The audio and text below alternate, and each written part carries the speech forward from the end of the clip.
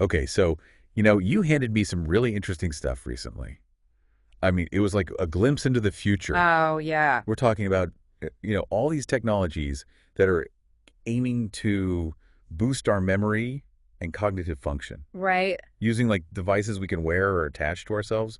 It's mind-blowing stuff. It really is an incredible area of development, and a lot of this comes from the work of EntangleVerse Teknologies. Right. They're really the ones leading the charge here. Absolutely. What they're trying to do is combine artificial intelligence with nanotechnology and even quantum computing to build devices that can stimulate and even restore cognitive function, Wow. particularly in people dealing with dementia. Right. And the variety of devices is incredible. I mean, Hmm. we're talking about headbands and caps, Yeah. smartwatches, AR glasses, Hmm. neurofeedback headbands, Hmm. little attachable stimulators and patches, and even injectable nanobots. I mean, It's amazing. it's like science fiction. It is. So let's dive into this and see what's really going on here. What are the most exciting and potentially life-changing aspects of these technologies? Right. How could they actually help people who want to maintain or regain their cognitive abilities? Absolutely.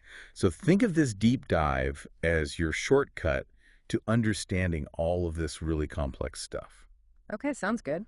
So where do we begin, I guess? Well, I think starting with the wearable devices makes sense because those are probably the most familiar to people. Yeah, okay. The first one is the smart neurostimulation wearable, and it's really fascinating how it brings all these different technologies together. So are we talking about like a headband or a cap here? Exactly. Okay. It looks pretty ordinary, but inside it's packed with high-tech stuff. Uh-huh. It targets specific brain areas like the prefrontal cortex and the hippocampus. Right, those are key for memory and even movement. Yes, exactly. And the AI in this device is constantly learning your behavior. Wow. It's identifying your individual patterns and then personalizing the stimulation it delivers. So it's not just like generic zaps to the brain.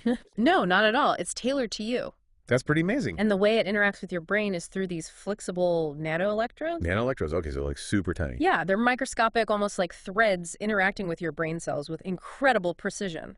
And they're saying it's comfortable too. That's the idea. Wow, and then they're using quantum mechanics, Yes. quantum-enhanced signal processing to fine-tune the stimulation. Right. This is getting really advanced. It is. It's all about personalization and real-time adaptation. Okay, so how does that work in practice? Well, the AI learns your unique patterns. Okay, The nanotechnology allows for that precise interaction with your brain cells. right. And quantum mechanics helps make sense of all the complex brain data. I see, so it's like a super personalized brain workout. In a way, yes, it's moving away from those one-size-fits-all treatments. So what are some examples of what this could actually help with? Well, imagine someone who's having trouble with basic actions like swallowing or standing up or even brushing their teeth. Yeah, those are so essential. Exactly. This wearable could stimulate the neural pathways involved in those actions. Oh, wow. It could even provide little cues, auditory or tactile, to trigger those actions when needed. Like a little reminder. Yes, So exactly. it's like jump-starting those automatic processes that we might take for granted. Precisely, and that could help people regain a lot of independence. That's amazing. Now, the next wearable is the AI-powered memory prosthetic watch. Okay, so moving from the head to the wrist. Yes, but the idea of intelligent assistance is still there. Okay, so this watch helps with memory recall. Exactly. How did that work? Well, the AI in the watch monitors what you're doing and looks for signs that you might be having trouble. Uh-huh. Then it gives you real-time prompts like a vibration or an audio cue. It's like a personal memory assistant. It's right there on your wrist. That's so cool. And I see they're using biometric sensors here too. Yes, they're crucial. So it's not just about what you're doing, but also your physical state. Right. The watch tracks things like your heart rate, stress levels, even neural activity to get a better understanding of your cognitive state. Wow. So it can tell when you're confused or overwhelmed. That's the goal. And of course, nanotechnology is involved again. Of course. They're talking about nanobiosensors that can measure neurotransmitter levels. Right, getting a very precise picture of your brain chemistry. And all of that data is analyzed by AI Potentially powered by quantum computing. to predict when you might need help before you even realize it. Exactly. It's about anticipating those memory issues. That's incredible. So it's not just reacting, it's being proactive. Precisely. And they give some great examples like tactile alerts to remind you to chew your food or swallow. Yeah, those are things we usually don't even think about. Right, and it could also provide step-by-step guidance through your daily routine. So it's really about supporting independence and safety. Absolutely. Okay, moving on. We have the Wearable AR glasses for cognitive assistance. Now, this one sounds like it's straight out of a movie. It does. I can barely imagine it. Picture this, you're wearing these glasses and they overlay information onto your vision, all powered by AI. Okay, so what kind of information are we talking about? Well, imagine visual reminders appearing like virtual arrows guiding you to the right room. Oh, that would be helpful. Or highlighting the object you're looking for, like your keys. I could definitely use that. And they're using nano-level eye tracking sensors to monitor your eye movements. So they can tell if you're getting confused just by how you're looking around. Yes, it's a very subtle way to understand your cognitive state. And then quantum signal processing comes in to analyze all that visual and auditory information. Right, and adapt the assistance accordingly. So it's like the glasses are constantly learning and adjusting to how you're doing. Exactly. And you mentioned navigation assistance. Yes. What else can these glasses do? Well, they can highlight important objects in your surroundings. Okay. And even provide contextual memory cues, like displaying someone's name when you look at them. Wow, that's like having a built-in social assistant. It could be incredibly helpful for navigating social situations. Absolutely. Okay, next up we have the wearable neurofeedback device. This one might sound a bit more familiar, but it has some serious upgrades. Okay, for those who don't know, what is EEG and how does it help us understand the brain? So EEG stands for electroencephalography. Okay. It's a non-invasive technique that measures the electrical activity in your brain using sensors on your scalp. So it's like listening to your brain waves.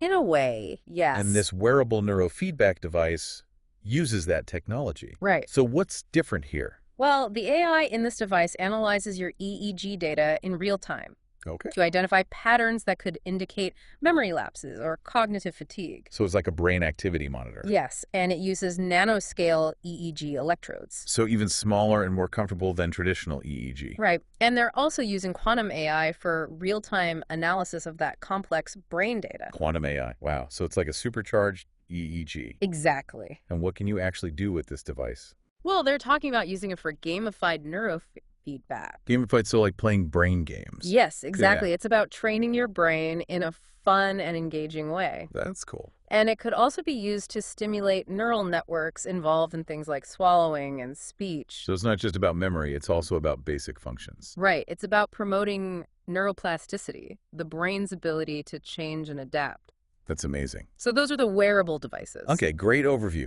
Now let's move on to the attachable devices. Okay, these offer more targeted interventions. And the first one is the attachable neural stimulator. Right. This is a small device you can attach to different parts of your body, Like where? like your temples, the back of your neck, maybe even your wrist. And what does it do?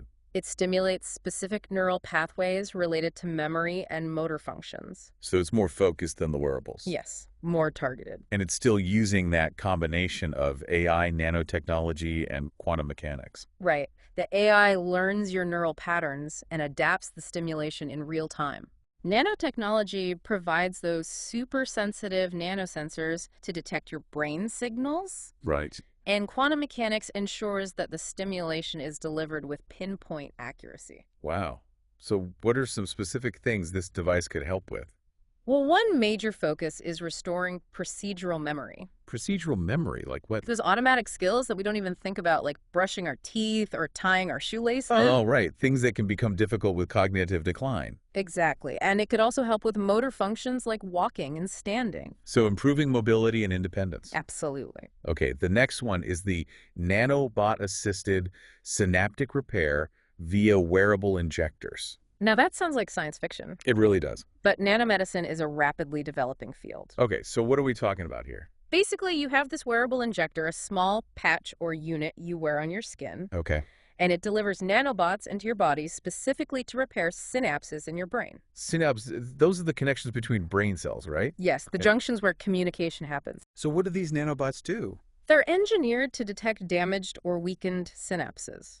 Which is a problem in many brain diseases. Right, and once they find those areas, they deliver neuroprotective agents. Neuroprotective aids. Specialized molecules that protect and repair nerve cells. Oh, wow. So they're like tiny brain mechanics.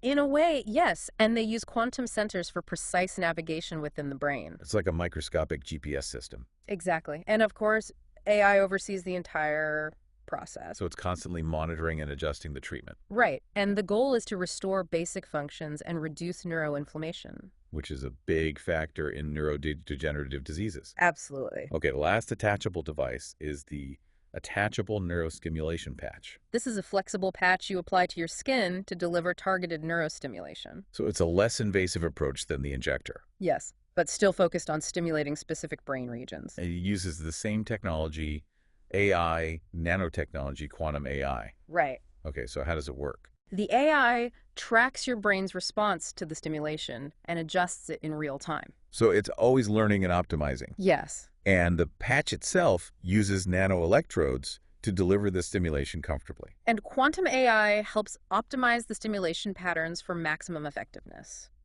What can you do with this patch?